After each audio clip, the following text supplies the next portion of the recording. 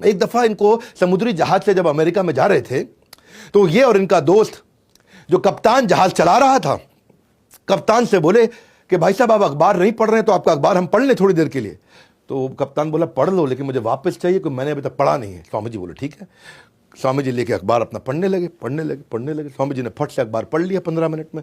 पढ़ने के बाद उनका दोस्त बोला स्वामी जी का कि भाई मैं भी पढ़ लूँ। बोला आप भी पढ़ लो। तो वो ही पढ़ने लगा। वो पढ़ने लगा। समुद्री जहाज में चल रहे थे तो हवा तो बहुत तेज चलती है। अचानक इतनी तेज हवा चली कि अखबार छूट के निकल के समुद्र में गिर गया।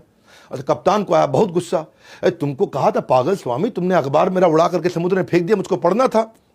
स्वामी जी बोले नाराज मत होइए, कोई बात नहीं। क्यों नाराज ना हूं, मेरा अखबार चला गया। नहीं कोई बात नहीं, नाराज मत होइए, जरा कोई कॉपी पेन पड़ा है। तो कॉपी पेन दिया तो स्वामी जी गए, आधा घंटा कुछ लिखते रहे। यहाँ कप्तान खुंदक खा रहा था, स्वामी जी आधा घंटा कुछ लिखते रहे। कप्तान खुंदक खा रहा था, स्वामी जी लिखते रहे। थोड़ी देर बाद स्वामी जी आए, ये लीजिए पूरा अखबार आपको लिख के दे दिया। स्वामी जी ने एक एक शब्द अखबार का पूरा वर्ड टू वर्ड लिख के दे दिया। उसकी बुद्धि चकरा गई और बोला उसने उतर करके वहाँ चेक किया, बोला चेक कर लेना, पूरा वर्ड टू वर्ड पूरा अखबार छाप दिया स्वामी जी ने वहाँ पे। ऐसी फोटोग्राफिक मेमोरी थी। और वहीं पे कप्तान ने बोला कि ऐसा मैनिफेस्टेशन सुपर ह्यूमन पावर का ये ब्रह्मचार्य से आता है, लेकिन केवल ब्रह्मचार्य से नहीं आता, ये व्यक्ति अद्भुत है। ये कैप्टन थे शिप के जिन्होंने वैलिडेट किया जाके न्यूज़पेपर को चेक करने के बाद ये स्टेटमेंट दिया उनके बारे में। स्वामी जी एक अद्भुत व्यक्ति थे। ये इन्होंने दुनिया भर में कम्युनिटी, इंडियन कम्युनिटी को पॉपुलर बनाया, पावरफुल बनाया।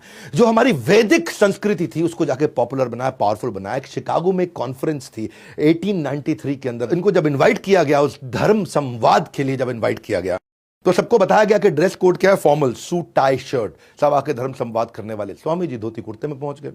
अमेरिकन को बुरा लगा, अरे बोला था सूट टाई पहनने के लिए। स्वामी जी बोले नहीं मैं तो ऐसे ही आता हूं। मुस्कुरा दिए।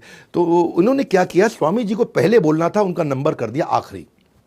सबको दिए 10-10 मिनट बोलने के लिए, स्वामी जी को दिए 2 मिनट बोलने के लिए।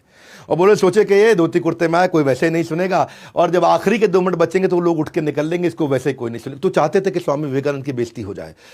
बहरहाल स्वामी विवेकानंद जब आखिरी के 2 मिनट इनको दिए गए, वो स्टेज पे गए, इधर देखा उधर देखा, गहराई से उन्होंने जब वो फेमस स्पीच अपनी शिकागो की दी, तो ये वो स्पीच है जो स्पीच लोगों ने सुनते ही खड़े होकर के बीच बीच में तालियां बजानी शुरू कर दी।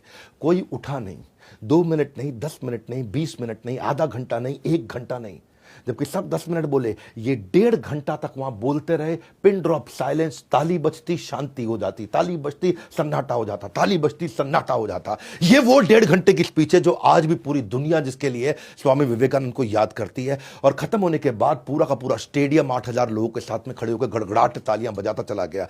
विश्व धर्म संसद में स्वामी विवेकानंद का